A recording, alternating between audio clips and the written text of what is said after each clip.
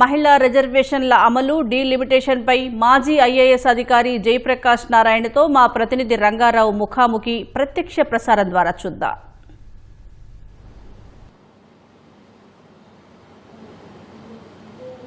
రాజకీయ డబుల్ ధమాకాకు రంగం సిద్ధమైంది. చట్టసభల్లో మహిళా రిజర్వేషన్ల బిల్లు, డీలిమిటేషన్ను ఇంప్లిమెంట్ చేయటం వంటి కీలకమైన బిల్లులకు ఈరోజు శ్రీకారం చుట్టనుంది కేంద్ర ప్రభుత్వం.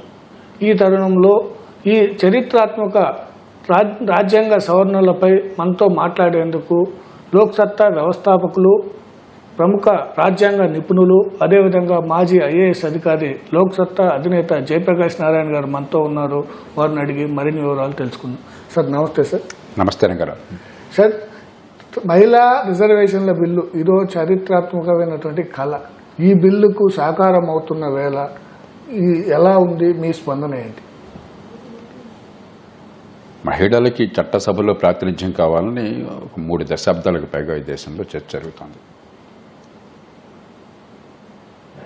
1998లో నేనే ఒక బిల్లు ప్రతిపాదించాను. ఎందుకంటే ప్రస్తుతం ఉన్న బిల్లు లేకపోతే గతంలో ప్రతిపాదించిన బిల్లు లోపభూయిష్టమైనవి. ఒక నియోజకవర్గం రిజర్వేషన్ ఇచ్చి రొటేషన్ చేయడం అంటే గందరగోళం అవుతుంది. దానికి బదులు పార్టీలే విధిగా, చట్టబద్ధంగా, రాజ్యాంగబద్ధంగా ఆ 3వ వంతు సంఖ్య మహిళలను పెట్టాలి. ఆ పెట్టేది దానికి రకరకాల ఏర్పాట్లు చేసి అన్ని చోట్ల పెట్టేట్టుగా, అంటే బలహీనంగా ఉన్న చోట్ల పెట్టిన మహిళలను పెట్టడం, బలంగా ఉన్న చోట్ల పురుషులను పెట్టడం కాకుండా దానికి ఏర్పాట్లు ఉన్నాయి. అవి చేస్తే చాలా సులువుగా పని అయిపోయేది. మహిళల నాయకత్వం సహజంగా ఎదిగేది. కానీ పార్టీలు అంత లొలుతుగా ఆలోచించారు. ఆనాడు ఆ బిల్లు తయారు చేసినప్పుడు అప్పటి స్పీకర్ బాలయోగి గారు స్వయంగా 800 కాపీలు ఇక్కడి నుంచి తీసుకెళ్లారు ఢిల్లీకి. ఆయన తీసుకెళ్లి అందరికీ పంచారు, రాజ్యసభ సభ్యులకి, లోక్సభ సభ్యులకి. అప్పుడు ఆ పాత ప్రతిపాదన ఆగిపోయింది. కానీ ఇటీవల మళ్ళీ ఆ ప్రతిపాదన అలాంటి చట్టమే మళ్ళీ చేశారు ఇప్పుడు. సరే, ఏదో రూపంలో, ఎందుకంటే మహిళల ప్రాతినిధ్యం కావాలి, మన రాజకీయంలో కొంచెం కుదుపు కావాలి. మనకి ఏదో కోట్ల రూపాయల డబ్బు, ఫలానా తండ్రి కొడుకు, తర్వాత ఫలానా కులం అని కాకుండా కాస్త నాయకత్వం సహజంగా పెరిగేది, కొంచెం రాజకీయంలో కుదుపు రావాలి. కాబట్టి దీన్ని మనసారా ఆహ్వానిద్దాం. కానీ ఇప్పుడు ఇవాళ పార్లమెంట్ సెషన్లో ఏమిటంటే నాకు అర్థమైనంత వరకు 4 వేరు విషయాలను కలగాపులగం చేశాం మనం. ఒకటి, మహిళలకి ప్రాతినిధ్యము మనందరం అంగీకరిస్తున్నాం. 2, జనాభా పెరుగుతోంది కాబట్టి దేశంలో కొన్ని లోక్సభ నియోజకవర్గాలు చాలా పెద్దవైపోయినాయి కాబట్టి మనం మల్కాజిగిరి తీసుకున్నట్టయితే బహుశా 40 లక్షల జనాభా దాటి ఉంటుంది. జనాభా విపరీతంగా పెరిగిపోతుంది. కాబట్టి ఆ నేపథ్యంలో సంఖ్యని పెంచడం, 140 కోట్ల జనాభాకి ఈ సంఖ్య చాలదు. అది 2వది. 3వది, ఏ రాష్ట్రానికి ఎంతమంది లోక్సభ సభ్యులను కేటాయించాలి. 1971 దాకా 71 సెన్సస్ ప్రకారం, ప్రతి 10 ఏళ్లకి సెన్సస్ ప్రకారం జనాభా ప్రాతిపదికన మార్పులు చేస్తున్నాం. రాజ్యాంగ సవరణ 42వ సవరణ వచ్చినప్పుడు 71 సెన్సస్ ప్రకారం దాన్ని, ఆ సంఖ్యను అలాగే ఉంచేశారు.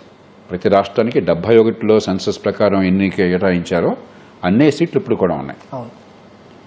25 ఏళ్ల పాటు ముందు పెట్టారు.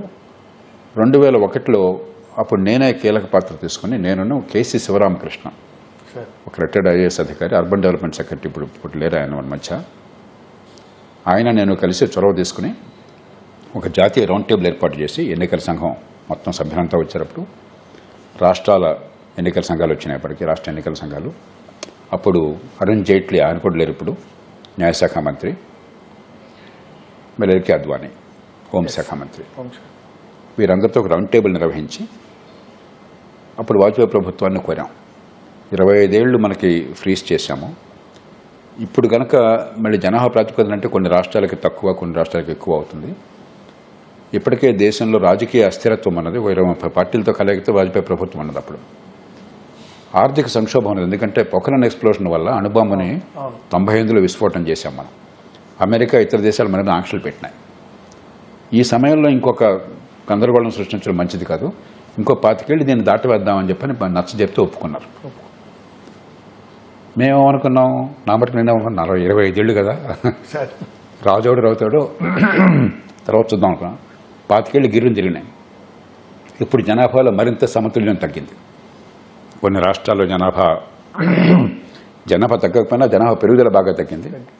కొన్ని రాష్ట్రాల్లో పెరుగుదల అంత వేగంగా తగ్గలేదు, చాలా అన్ని రాష్ట్రాలు తగ్గుతుంది, కానీ కొన్ని రాష్ట్రాల జనాభా కొంచెం ఎక్కువ పెరిగింది. కాబట్టి దాన్ని ఎలాగా ఆ ప్రకారం ఏం చేయాలి. నాలుగోది, ఆ పునర్విభజన కోసం ఒక డిలిమిటేషన్ కమిషన్, ఎలాంటి వ్యవస్థకు ఏర్పడుతుంటారు. ఈ 4 కలకపులగం చేశారు. దానివల్ల సులభంగా పరిష్కారం కావాల్సిన సమస్య జటిలం అయిపోయింది. నా దృష్టిలో సంఖ్యాబలాన్ని లోక్సభ పెంచడం కోసం అని చెప్పని ప్రతిపాదన చేసి, హేతుబద్ధమైన ప్రతిపాదనది, మహిళలు వస్తున్నప్పుడు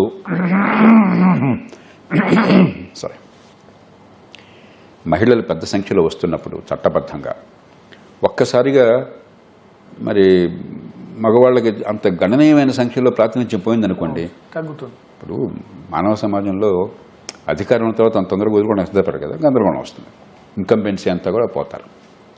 కాబట్టి ఉన్నవాళ్ళకి పదవిచ్యుత ఆటోమేటిక్గా లేకుండా ప్రజల సమ్మతుంటే మీద కొనసాగే అవకాశాన్ని ఇస్తూ సంఖ్యను పెంచడం తప్పులేదు ఇంత జనాభా ఉన్నప్పుడు.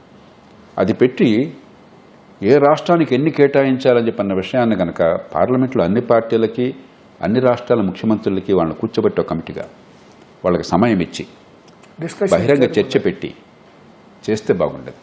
లేకపోతే ఏమవుతుందంటే మంచి ఉద్దేశంతో మీరు ఒక ప్రతిపాదన చేసినా కూడా ఉద్దేశం మంచిదే కావచ్చు, తాటి చెట్టు కింద పాలు తాగినా కూడా కళ్ళు అనుకుంటారు, పక్షపాతం ఉందనుకుంటారు, అన్యాయం చేస్తున్నారు అనుకుంటారు. ఎందుకంటే ఎవరు కూడా రాజకీయంలో మీరు చేస్తుంది మంచి చెడా అని తులనాత్మక పరిశీలన చేసే ఓపిక చాలా తక్కువ, పత్రికలు కానీ రాజకీయంలో కానీ.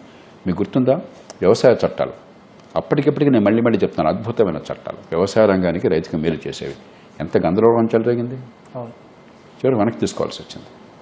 కాబట్టి ప్రభుత్వం వ్యూహం నా దృష్టిలో తప్పిదం, ఆలోచన సక్రమం. సరే, అయితే నారీ శక్తి అభియాన్ పేరిట 2023లోనే మహిళా బిల్లుకు ఉభయ సభలు ఆమోదం పొందాయి. అప్పుడు చట్టం చేశారు, కానీ కార్యరూపం రాలేదు. మళ్ళీ ఇప్పుడు దాన్నే మళ్ళీ ఎందుకు పెట్టాల్సి వచ్చింది? మార్పులు ఏమన్నా జరిగాయి? మార్పులు ఏంటంటే, మహిళల కోసం సంఖ్యని పెంచకపోయినట్టయితే ఉన్న మగవాళ్ళు చాలామంది సీట్లు కోల్పోతారు. కాబట్టి కాస్త ఒక్కసారిగా రాజకీయంలో ఎక్కువ కుదుపు లేకుండా చేయడం కోసం ఈ మార్పును తీసుకోవాల్సి వచ్చింది, తప్పులేదు. కానీ దానికి రాష్ట్రాలకి కేటాయించే సంఖ్యకి ముడిపెట్టడం వల్ల ఇప్పుడు గందరగోళం చెలరేగింది. ఎందుకని? ఉదాహరణకి నా దగ్గర సమాచారం ఉంది, ప్రభుత్వం సదుద్దేశంతో ప్రయత్నం చేసింది, కానీ సదుద్దేశం బెడిసికొట్టినట్టు కనిపిస్తుంది నాకు. ఉదాహరణకి ఆంధ్రప్రదేశ్ తీసుకోండి, మనకు ఆంధ్రప్రదేశ్ తెలంగాణ అర్థమవుతాయి, తర్వాత తమిళనాడు కేరళ తీసుకున్నాం. 25 సీట్లు ఉన్నాయి ప్రస్తుతం లోక్సభ సీట్లు. మామూలుగా 50% పెరిగితే సీట్లు 37 అవుతాయి. ఇదే రామాషా. కానీ జనాభా ప్రకారం అయినట్టయితే 2011 ప్రకారం అయితే మనకు 34 సీట్లే వస్తాయి, 37 బదులు 3 తగ్గుతాయి. అదే 2026 జనాభా కనుక అయినట్టయితే అంచనాల ప్రకారం, సెన్సస్ జరగలేదు, జరుగుతుంది, కానీ మనకు అంచనాలు ఉన్నాయి, దాని ప్రకారం అయితే ఇంకో 2 తగ్గుతాయి, 32 అవుతాయి. అంటే కాలం గడిచిన కొద్దికి సీట్లు తగ్గుతున్నాయి, ఎందుకంటే జనాభాలో వ్యత్యాసం పెరుగుతుంది. అలాగే తెలంగాణ తీసుకోండి, తెలంగాణలో 17 ఉన్నాయి, 25 అవుతాయి మామూలుగా 50% పెంచితే, కానీ తెలంగాణకి 24 వస్తాయి 2011 జనాభా ప్రకారం. ఎందుకంటే జనాభా హైదరాబాద్ వల్ల పెద్దగా తగ్గలేక కొంత తగ్గింది, నిష్పత్తి తగ్గింది. 2026 అయితే ఇంకో సీటు తగ్గుతుంది, 23 అవుతాయి. తమిళనాడును కేరళ చూడండి మీరు, తమిళనాడు 39 సీట్లు ఉన్నాయి, 50% పెంచితే 58 అవుతాయి. కానీ 2011 జనాభా ప్రకారం అయితే 50 సీట్లే వస్తాయి. 26 జనాభా ప్రకారం చేస్తే 46 వస్తాయి, ఇంకా 4 తగ్గుతాయి. కేరళ చూసుకోండి, కేరళ ప్రస్తుతం 20 సీట్లు ఉన్నాయి, 30 అవుతాయి 50% పెంచితే. కానీ 2011 ప్రకారం 23 ఉండేది వాళ్ళకి, 26 ప్రకారం 21 అవుతాయి. అంటే ఏమవుతుంది, దక్షిణాది రాష్ట్రాలకి కాలం గడిచిన కొద్దీ సీట్లు ఇంకా తగ్గుతున్నాయి. కొంతకాలం పాటు ఇది ప్రభావం ఉంటుంది. నాకు అర్థమైంది ఏంటంటే 2011 అన్న గందరగోళం తీసుకొచ్చారని చెప్పంటే, మధ్య మార్గంగా 71 అయినట్టయితే జనాభాను పూర్తిగా విస్మరించినట్టు అవుతుంది, ఎల్లకాలం వ్యత్యాసం పెరుగుతుంటుంది.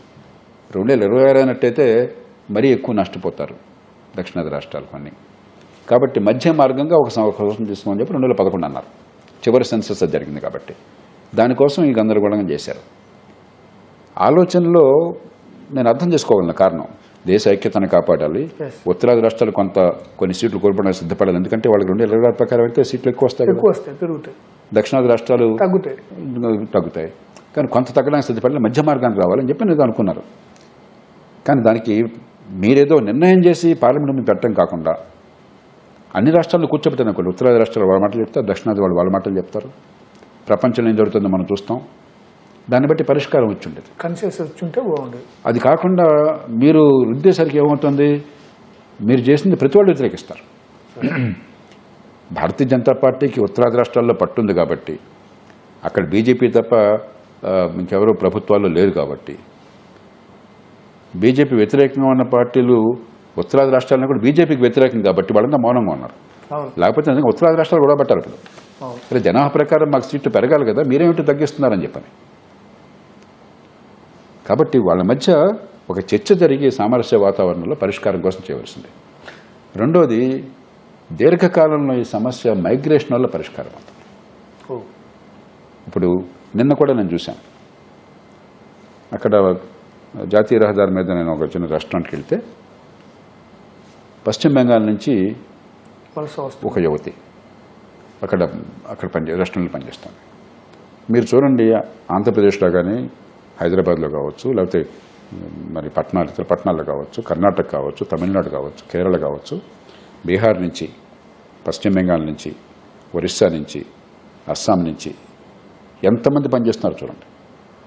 కాబట్టి కాలక్రమేణా ఏమవుతుందంటే సంపద కొన్ని ప్రాంతాల్లో ఎక్కువ ఉన్నది, జనాభా కొన్ని ప్రాంతాల్లో ఎక్కువ ఉంది.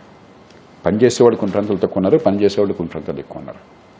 కాబట్టి మైగ్రేషన్ వస్తుంది. మైగ్రెంట్స్ ఎప్పుడు కూడా మన దేశం నుంచి ఇతర దేశాలకు పోయినా, మన ఊరి నుంచి పక్క ఊరికి వెళ్ళినా, ఒక రాష్ట్రం నుంచి పక్క రాష్ట్రానికి వెళ్ళినా కొంచెం కష్టపడి పనిచేస్తారు. మనకి పూల మంచోట కట్లమటి అంటే చెప్పిన భేషజం ఉంటుంది ఉన్న ఊళ్ళో. అయితే వేరే ఊరికి వెళ్తే ఏదో ఒక ప్రజల పనికి వచ్చి ఏదైనా చేసి పట్టు పోషించుకోవాలని చెప్పని. ఆ మైగ్రేషన్ వల్ల క్రమంగా పరిస్థితులు మారుతాయి. దానికి టైం ఇవ్వాల్సి ఉండే. ఇప్పుడు అమెరికాని తీసుకోండి మీరు, నా దగ్గర సమాచారం ఉంది. ఫ్లారిడా రాష్ట్రంలో ఇప్పుడున్నంతమంది సభ్యులే ఆనాడు కూడా ఉన్నారు లోక్సభ. ఆనాటి వాళ్ళ కాంగ్రెస్లో మన లోక్సభ సమానం 433, 2 తక్కువ. అంటే హవాయి రాష్ట్రం లేదు. ఆనాడు 4 ఉండేవారు ఫ్లారిడాలో. రాష్ట్రంలో లోక్సభ సభ్యులు లాంటి వాళ్ళు, ఎంపీలు. మన ఎంపీలు అనుకుందాం భాష కోసం, వాళ్ళ ఎంపీలు అంటారు, కాంగ్రెస్ మెన్ అంటారు. ఇప్పుడు ఫ్లారిడాలో 28 మంది ఉన్నారు. 28 మంది ఉన్నారు. జనాల వల్ల కాదు, జనాభా ఎక్కడ సంపద ఉన్నదో. ఫ్లోరిడా కొంచెం చలికాలంలో కూడా కాస్త వాతావరణం బాగుంటుంది, రిటైర్డ్ పీపుల్కి చాలా బాగుంటుంది, తీర ప్రాంతం. రకరకాల కారణాల వల్ల ఫ్లోరిడాకి వలస వచ్చేసారు విపరీతంగా. భారతీయులు కూడా మీరు గమనిస్తే చాలామంది రిటైర్ అయిపోయే వయసుకు వచ్చేసరికి అందులో ఫ్లోరిడాలో రిటైర్మెంట్ హోమ్ తీసుకుంటున్నారు. ఈ చల్లో మేము ఉండలేము, న్యూయార్క్లో కానీ లేకపోతే ఇలినాయ్లో, షికాగోలో కానీ అని చెప్పని ఫ్లోరిడా వెళుతున్నారు. ఆ జనాభాని బట్టి సీట్లు పెరిగినాయి. న్యూయార్క్ ఉన్నది. న్యూయార్క్ మొదట్లో 43 ఉండేవి, 1950లో కూడా 43 ఉండేవి. ఇది కాంగ్రెషనల్ సీట్స్. ఇప్పుడు 26కి పడిపోయింది. అక్కడి నుంచి జనం చలి వల్ల కానీ ఇతర కారణాలు కానీ, నగరంలో కాస్ట్ ఆఫ్ లివింగ్ ఎక్కువ అవడం వల్ల కానీ మైగ్రేట్ అయిపోయినారు. టెక్సాస్ ఉన్నది. టెక్సాస్లో ఏమైంది, 18 మంది ఉండేవాళ్ళు మొట్టమొదట, ఇప్పుడు 38 మంది అయ్యారు అక్కడ ఎంపీలు. ఎందుకని టెక్సాస్ ఆర్థిక కేంద్రంగా చమురు వల్ల ఈ మధ్యకాలంలో హ్యూస్టన్ అలాంటి ఆరోగ్యం ఇతర రంగాల్లో కేంద్రం అవడం చేత, తర్వాత ఆస్టిన్ టెక్సాస్ టెక్నాలజీ కేంద్రం కావడం చేత చాలామంది వెళ్ళారు. ఈ మధ్యకాలంలో మన వాళ్ళు చాలామంది నార్త్ కరోలినా వెళుతున్నారు.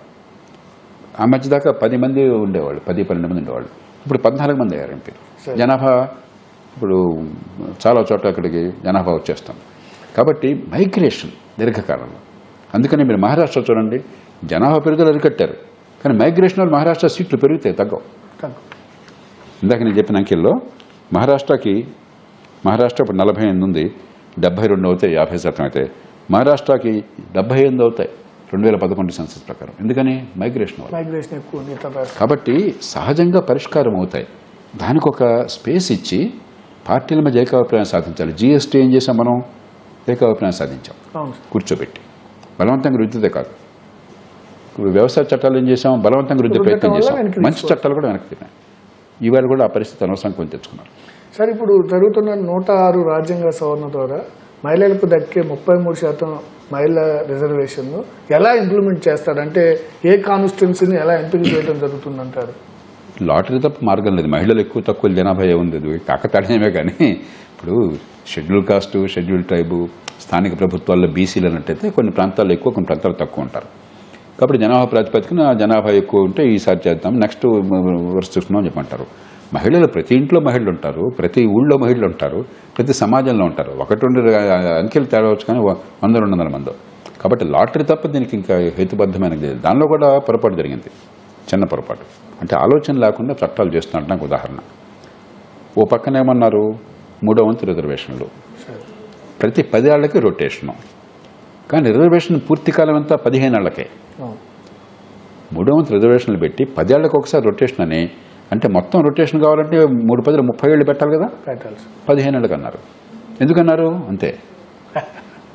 అంటే చట్టాలు హడావిడిగా, తొందరపాటుగా, లోతైన పరిశీలన లేకుండా, కేవలం రాజకీయం తప్పు కాదు, అధికార యంత్రాంగం కూడా అలసత్వం. చట్టాల నిర్మాణంలో చాలా లూజ్గా గుమస్తాల్లాగా తయారు చేస్తున్నాము. 97వ రాజ్యాంగ సవరణ, నేను ఈ దేశంలో కనీసం 4 రాజ్యాంగ సవరణలు నా ప్రయత్నం వల్ల వచ్చినాయి. దానిలో ఒకటి 84 రాజ్యాంగ సవరణ. ఇది ఇందాక చెప్పాను, ఈ సంఖ్యని ఫ్రీజ్ చేయటం 2001లో 2002లో జరిగింది. అలాగే డీలిమిటేషన్ చట్టం ఆనాడు రూపకల్పనకి నేను అప్పుడే ఈ రాష్ట్ర ఎన్నికల సంఘాలను కూడా పాత్రధారులు చేయమని కోరాము, వాళ్ళు చేశారు. 4 రాజ్యాంగ సవరణ తీసుకొచ్చాం. నేను ప్రతిపాదించి తీసుకొచ్చిన సవరణలో కూడా కొన్ని అపభ్రంశాలు దొరికినాయి. 97వ సవరణ, ఎప్పుడు రాజ్యాంగంలో కేంద్ర ప్రభుత్వం అన్న మాట ఉండదు. మనం వాడుక భాషలో వాడతాం, కొన్ని చట్టాల్లో వాడతాం. రాజ్యాంగంలో యూనియన్ ప్రభుత్వం అన్నది. నేను ఎప్పుడు పొరపాటున కూడా కేంద్ర ప్రభుత్వం అన్న మాట వాడిన. జాతీయ ప్రభుత్వం అంటాను, లేకపోతే యూనియన్ ప్రభుత్వం అంటాను. చాదస్తంగా అనిపిస్తుంది కానీ నాకు ఇష్టం లేదు. మొట్టమొదటిసారి రాజ్యాంగంలో కేంద్ర ప్రభుత్వం అన్న మాట దానిలో దొరలేదు. అంటే అసలు రాజ్యాంగ విలువలు ఏమిటి?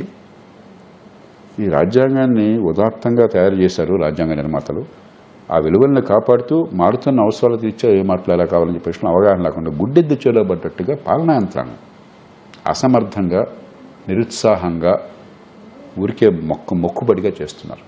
ఇది కేవలం రాజకీయం తప్పు కాదు, రాజకీయం ఒక విధాన నిర్ణయం చేస్తుంది.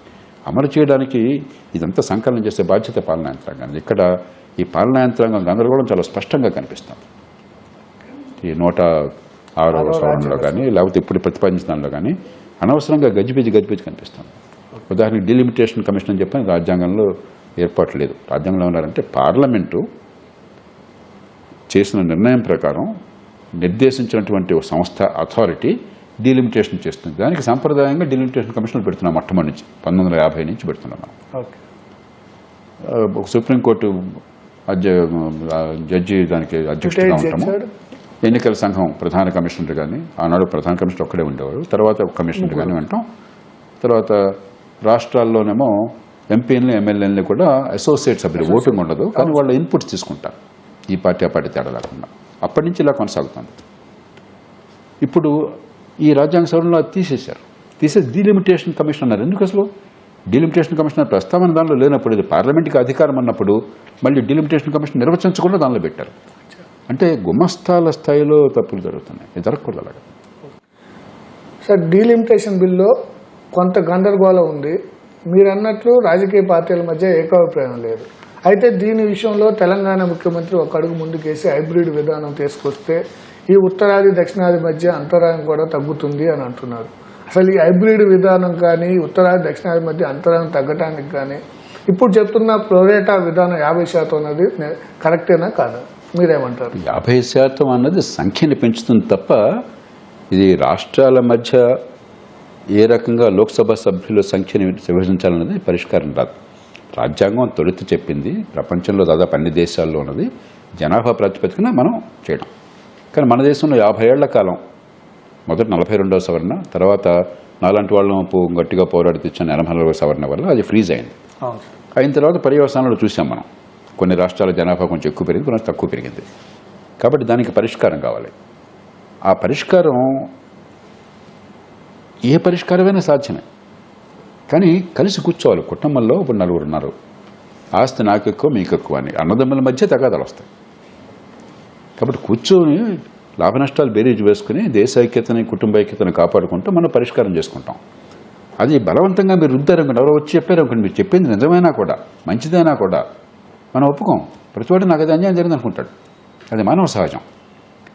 కాబట్టి ఇప్పుడు అసలు అనవసరంగా డీలిమిటేషన్ గురించి ప్రస్తావన చేయాల్సిన అవసరం లేదు. ఓకే. పార్లమెంటు సభ్యులని లోక్సభ సభ్యుల సంఖ్యను ఎలాగ రాష్ట్రాల వీరుగా విభజించాలని చెప్పన్నది రాష్ట్ర ముఖ్యమంత్రులందరినీ, ఇప్పుడు అందరు ముఖ్యమంత్రులనే కష్టమవుతుందంటే ప్రధాన రాష్ట్రాలు ఉత్తరాది, తూర్పు, పశ్చిమం, దక్షిణాది రాష్ట్రాలు, ప్రధాన రాష్ట్రాల ముఖ్యమంత్రులందరినీ కూర్చోబెట్టి ఒక అధికారికంగా ఒక కమిషన్ ఏర్పాటు చేసి వారితో పాటు జాతీయ స్థాయిలో యూనియన్ ప్రభుత్వంలో మంత్రులు, మరి కీలకమైన పార్టీల ప్రధాన నాయకులు వారందరినీ కూర్చోబెట్టి మీరంతా మల్లగొలపండి, పబ్లిక్ హియరింగ్స్ చేయండి, ప్రపంచంలో సాంప్రదాయాలు చూడండి, మన దేశంలో పరిస్థితులు గమనించండి, ఓ పరిష్కారం రండి. రకరకాల ఫార్ములాలు ఉన్నాయి. ఫలాందే పరిష్కారం కరెక్ట్ అని చెప్పక్కర్లేదు. మనం 71 ఇప్పుడు 26 మధ్యలో వినగలదామా? లేదు. మనం ఏం చేసాము? వనరుల విభజనలో 10% జీడీపీలో వాటాకి మొట్టమొదటిసారిగా ఇచ్చాం. అప్పటిదాకా ఆర్థిక సంఘం ఏం చేసిందంటే మంచి ప్రయోజనం చేశారు. అలాంటిది ఏమైనా చేద్దామా? లేకపోతే మరొకటి చేద్దామా? లేకపోతే ఇంకో 25 ఏళ్ళు దీన్ని ఇలా కొనసాగించేస్తే ఇప్పుడు మైగ్రేషన్ పెరుగుతుంది. మన దేశంలో ఏంటంటే మామూలు ఉన్న ఊరి నుంచి కదలరు, కానీ పట్టణీకరణ వల్ల ఈ వలసలు పెరుగుతున్నాయి. వలసలు పెరుగుతున్నప్పుడు అమెరికా లాగా ఆటోమేటిక్గా సమస్య పరిష్కారం అవుతుంది. మహారాష్ట్రలో సహజంగా పెరిగిన జనాభా పెరగకపోయినా కూడా మనలాగానే వలసల వల్ల పెరిగిపోయారు. ఢిల్లీలో సహజంగా పెరగకపోయినా వలసల వల్ల పెరిగిపోయారు. కాబట్టి దానికోసం ఇంకో 25 ఏళ్ళు టైం ఇద్దాం. ఏదైనా కావచ్చు, ఫలాందే పరిష్కారం అని లేదు. కానీ ఏ పరిష్కారమైనా మనందరం కూడా బాగానే ఉంది, పర్లేదు అనుకోవాలి. అన్నీ అందరికీ ఇప్పుడు ఇద్దరు ఒప్పందం చేసుకున్నప్పుడు అంత నాకు కావాలంటే ఒప్పందం ఎక్కడ ఉంది కదా, నేను లాక్కున్నట్టు అవుతుంది. ఇద్దరు కూడా మధ్య మార్గానికి రావాలి. కొంత నేను ఇవ్వడానికి సిద్ధపడాలి, కొంత మీరు ఇవ్వడానికి సిద్ధపడాలి. రాష్ట్రాలైనా అంతే, రాజకీయమైనా అంతే. జిఎస్టీలో ఏమైంది? కూర్చుని చాలా సమగ్రంగా చర్చిస్తున్నాయి. చివరికి అందరూ లాభపడ్డాం కదా. ఆ రకంగా ఆలోచించాలి తప్ప ఇదే పరిష్కారమో తాబట్టిన కుందేటికి 3 కాళ్ళు నేను చెప్పింది జరగాలని చెప్పంటే చిరిగిపోతుంది. అంటే సార్ ఇప్పుడు ఇంకొకటి కూడా ఉంది సార్, వాదన 2026 సెన్సెస్ నడుస్తుంది. ఇప్పుడు ఈ సెన్సెస్తో పాటు కులగణన కూడా చేస్తున్నారు. కులగణనలో వచ్చిన కులగణన ఆధారంగా ఓబీసీలకు రిజర్వేషన్లు కూడా కేటాయించాలని డిమాండ్ ఉంది. దాన్ని పక్కన పెట్టే అందుకే కేంద్రం రాజకీయంలో ఏదో రకరకాల మాటలు వస్తుంటాయి.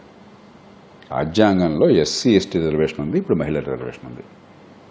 స్థానిక ప్రభుత్వాల విషయంలో రాష్ట్రాలకి అవకాశం ఉంది. That's all. రాజ్యాంగం ఇంకో సవరణ కావాలని ప్రతిపాదించండి, కానీ దీనికి సంబంధం ఎక్కడుంది అసలు? రాజ్యాంగంలో ఇతర వర్గాల రిజర్వేషన్ ప్రసక్తి తెలియదు రాజకీయంగా. ప్రస్తుతం ఎస్టీ తర్వాత ఇప్పుడు మహిళలకి పరిమిత కాలం పాటు ఏర్పాటు చేశారు. కాబట్టి ఇవన్నీ రాజకీయంగా ఏంటంటే మీరు ఎప్పుడైతే ఏకాభిప్రాయ సాధన కోసం మార్గాన్ని అన్వేషించకుండా మీరు బిల్లు తీసుకురాగానే చెప్పాను కదా, తాటి చుట్టు కింద పాలు తగిన కళ్ళు అనుకుంటారని చెప్పని. అంచేత ఇవన్నీ రాజకీయంగా వస్తుంటాయి. దీనికి సంబంధం లేనే లేదు అసలు. సార్, ఈ నియోజకవర్గాల పునర్విభజన మహిళా రిజర్వేషన్ బిల్లుతో దేశంలో ఎలాంటి రాజకీయ పరిణామాలు చోటు చేసుకోవచ్చు, భవిష్యత్తు ఎలా ఉండబోతుంది అంటారు? అంటే మహిళల శాతం పెరుగుతుంది. దీర్ఘకాలంగా ఆలోచిస్తే నేను పూర్తిగా ఆహ్వానిస్తున్నాను. అద్భుతమైన మార్పులు రాకపోయినా కూడా రాజకీయానికి ఒక కుదుపు కావాలి. మహిళలు శక్తి సామర్థ్యాలు ఉన్నవాళ్ళు ఉన్నారు. కాస్త రాజకీయాన్ని మార్చడానికి కొత్త చోతక శక్తిగా ఉపయోగపడతారని నమ్ముతున్నాను. ఎందుకంటే మహిళలు అధికారాన్ని పెత్తందారీ స్వభావంగా భావించరు.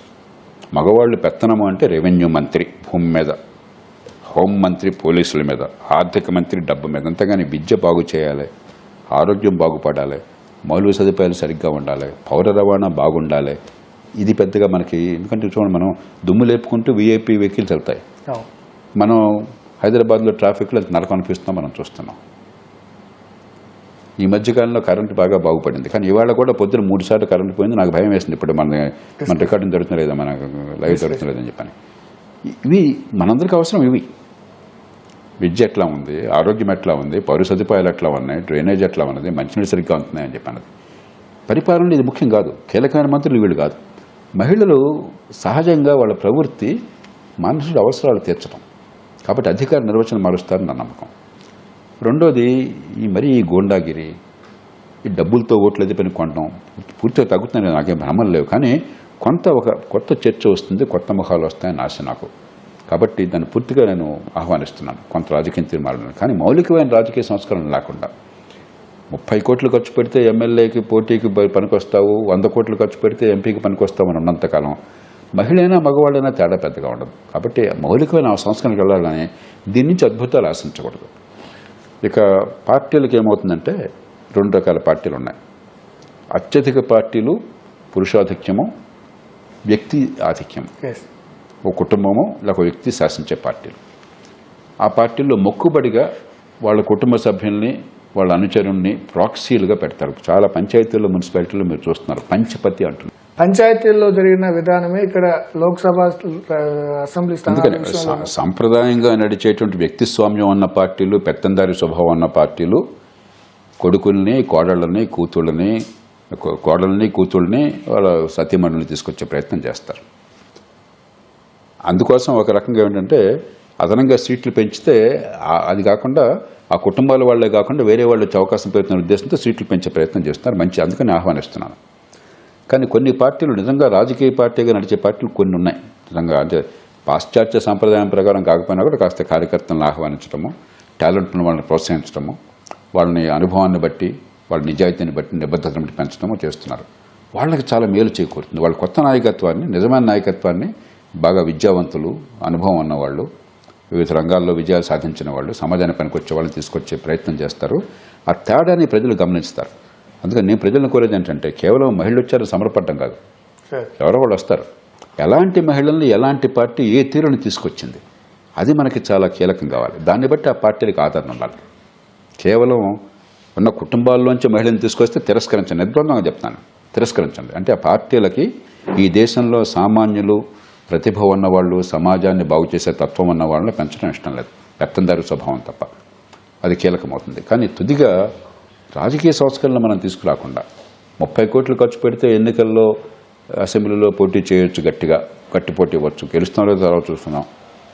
80-70 కోట్లు ఖర్చు పెడితే లోక్సభకు పోటీ ఇవ్వచ్చు, లేకపోతే పనికిరామనే పరిస్థితి ఉన్నంతకాలం మహిళైనా మగవాళ్ళైనా కూడా పెద్ద తేడా రాదు, కొంత తేడా వస్తుంది. మీరు చెప్పండి సార్, రాజకీయ సంస్కరణలు అంటారు, డబ్బును తగ్గించాలని, అంటే మీరు ప్రతిపాదించే విధానం ఏంటి, దాన్ని ఎలా తగ్గించవచ్చు అని? చాలా స్పష్టమైనవి 3. మొట్టమొదటిది దామాషా పద్ధతి ఎన్నిక పెట్టినట్టయితే, అంటే పార్టీకి వచ్చిన ఓట్ల శాతాన్ని బట్టి ఆ పార్టీకి సీట్లు కేటాయించే ఏర్పాటు కొన్ని మార్పులు చేర్పులతో చేసినట్టయితే ఏమవుతుందంటే డబ్బు ఇస్తే గెలుస్తాను, డబ్బు ఇవ్వకపోతే ఓడిపోతాను అన్న పద్ధతి పోతుంది. ఓకే, ఇవాళ డబ్బులు ఎందుకు ఇస్తున్నారు? వాళ్ళందరూ దుర్మార్గులు కాదు. డబ్బు లేకపోతే ఓట్లు లేవని కూర్చుంటారు. మన నిజాయితీగా మాట్లాడుకుందాం. అవును, కొన్ని గ్రామాల్లో ధర్నాలు, ఎన్నో గ్రామాల్లో ధర్నాలు చేస్తున్నారు. మాకు డబ్బులు పంచలేదని మేము రామంటున్నారు. అవును, జనం తప్పు కాదు, అలవాటు చేశాం. చచ్చినోడికి వచ్చింది కట్నం అని చెప్పి తీసుకుంటున్నారు. ఎందుకంటే వేరే పని లాభం కనిపించట్లా ఎన్నికల వల్ల. ఆ పరిస్థితి నుంచి బయటపడాలని చెప్పంటే ఎన్నికల వ్యవస్థ దామాషా పద్ధతి పెట్టండి. రెండోది, రాజకీయ పార్టీలు అంతర్గత ప్రజాస్వామ్యం పెట్టండి. వాళ్ళ క్యాండిడేట్లని అకస్మాత్తుగా పార్టీ కార్యకర్తలు ఒప్పుకునేవాళ్ళు, పార్టీ కోసం ఏమాత్రం పనిచేయని వాళ్ళు, పార్టీకి నిబద్ధత లేని వాళ్ళు, ప్రజాజీవంతో సంబంధం లేని వాళ్ళు పారాచూట్లో వచ్చేస్తున్నారు. అన్నా నా దగ్గర 50 కోట్లు ఉన్నాయి, ఇస్తావా సీటు? వాళ్ళకి ఇచ్చేస్తున్నారు. 50 కోట్ల 100 కోట్లు. దీనిలో మనకు మొహమాటం ఏముంది? అన్ని పార్టీలు అలానే ఉన్నాయి. మనకి కనిపించట్లేదా మన కళ్ళకి? ఈ పార్టీ ఆ పార్టీ నాకు అనవసరం, ఈ కులం నాకు అనవసరం. మరి దాని నుంచి బయటపడాలని చెప్పంటే అభ్యర్థి ఎవరో నిర్ణయం పార్టీ అధినాయకుడు అకస్మాత్తుగా చేయడం కాకుండా పార్టీ సభ్యులకు అధికారం చట్టబద్ధంగా ఇచ్చారనుకోండి. మీరు వాళ్ళందరూ ఓటు వేసి, నేను లోక్సత్తా పార్టీ ఎన్నికల్లో ఉన్నప్పుడు ప్రైమరీ ఎలక్షన్లు పెట్టించాం. ఎక్కడెక్కడైతే ఒకరికంటే ఎక్కువ మంది పోటీ పడుతున్నారో ప్రైమరీ ఎలక్షన్లు పెట్టించి ప్రైమరీ ఎలక్షన్ రహస్య బ్యాలెట్ ద్వారా ఓటు వేసి నిర్ణయం చేశారు. అలాంటి ప్రక్రియ పెట్టామనుకోండి, కనీసం సమర్థులు మంచి వాళ్ళు ఇచ్చే అవకాశం వస్తుంది. మూడోది, దీర్ఘకాలంలో పనికొచ్చేది వెంటనే కాకపోయినా స్థానికంగా అధికారం పూర్తిగా ఇచ్చినట్టయితే ప్రజలకు ఓటేంటో అర్థమవుతుంది. ఇప్పుడు ఓటేస్తే ఏమవుతుందో అర్థం కావట్లేదు. ఏదో ఓటేస్తున్నాను, వాడు రాజు అవుతున్నాడు కాబట్టి వాడు రాజు అవడం కోసం నేను డబ్బులు తీసుకుంటాను, తర్వాత ఏమవుతాడు వాడి ఇష్టం. ఎమ్మెల్యేలను అడిగితే వాళ్ళు ఏమంటున్నారు, 40 కోట్లు ఖర్చు పెట్టాం సార్, మరి డబ్బులు తినకపోతే అట్లాగా? ట్రాన్స్ఫర్కి డబ్బులు, పోస్టింగ్కి డబ్బులు, పోలీస్ కేసుకి డబ్బులు, మైనింగ్కి డబ్బులు, ల్యాండ్కి డబ్బులు, కాంట్రాక్ట్ డబ్బులు. మనం పచ్చిగా మాట్లాడుకుందాం. కాబట్టి ఈ 3 చేసినట్టయితే వీటిలో ఒకటి మొదలెట్టండి, దామాషా పెట్టండి, రాజకీయ పార్టీని ప్రజాస్వామికీకరణ చేయండి, స్థానిక ప్రభుత్వాలని జవాబుదారితనంతో బలోపేతం చేయండి, మొత్తం ప్రజాస్వామ్యంలో అద్భుతమైన ఫలితాలు వస్తాయి. సార్, చివరిగా మీరు చెప్పండి, ఈ చట్టం ద్వారా భారత్ గ్లోబల్ జెండర్ గ్యాప్ ఇండెక్స్ను తగ్గించుకునే అవకాశం ఉందని మహిళా రిజర్వేషన్? అంటే ప్రాతినిధ్యం వరకు పెరుగుతుంది, కానీ విద్యా అవకాశాలు మహిళలు పెరుగుతున్నాయి. నిజంగా ఆడపిల్లలు రాణిస్తున్నారు, మగపిల్లల కంటే ఆడపిల్లలు ఎక్కువ రాణిస్తున్నారు. ఎందుకంటే కొంచెం పద్ధతిగా పెరుగుతున్నారు, క్రమశిక్షణతోనూ, వేరే రకాల వ్యాపకాలు లేవు. కానీ లేబర్ ఫోర్స్ పార్టిసిపేషన్ ఆడపిల్లలకు పెరగట్లా. ఇప్పటికి కూడా ప్రపంచంలో చాలా తక్కువ ఉన్నటువంటి దేశాల్లో మన దేశం ఒకటి. మహిళల భాగస్వామ్యం పనిలో, ఆదాయంలో, సంపాదించడంలో, అది ఖచ్చితంగా దేశానికి, దేశ ప్రయోజనానికి నష్టం, మహిళల ప్రయోజనానికి నష్టం. చివరిది ఇవన్నీ చేసినా కూడా కొన్ని సందర్భాలు ఇప్పుడు మహిళని ఒక ఆట వస్తువులాగా, ఒక విలాస వస్తువులాగా, ఒక ఆస్తిలాగా భావించే తత్వం ఇంకా కొంత కొనసాగుతుంది. అందుకనే మహిళలకు ఒకప్పుడు రక్షించే సమాజం ఇప్పుడు ఆడపిల్ల బయటకు వెళ్తే ఏమవుతుందని భయం ఉంది. కాబట్టి భద్రత కలిగే సమాజాన్ని సృష్టించుకోవాలి. కొంత మంచి ఉంది, కొన్ని పొరపాటు సరిదిద్దుకోవాలి. Thank you sir. ఇది జయప్రకాష్ నారాయణ గారు చెప్తుంది. ఎన్ని సంస్కరణలు ఎన్ని జరిగినా కూడా రాజకీయ పార్టీలు సీట్లు ఇచ్చే విధానంలో మార్పు రానంతకాలం దేశంలో రాజకీయంగా జరగాల్సిన పెద్ద మార్పులేమీ ఉండవు. కానీ మహిళా రిజర్వేషన్ బిల్లు అనేది స్వాగతించదగినదిగా జేపీ గారు చెప్తున్నారు. Rangarao, ETV news, Hyderabad.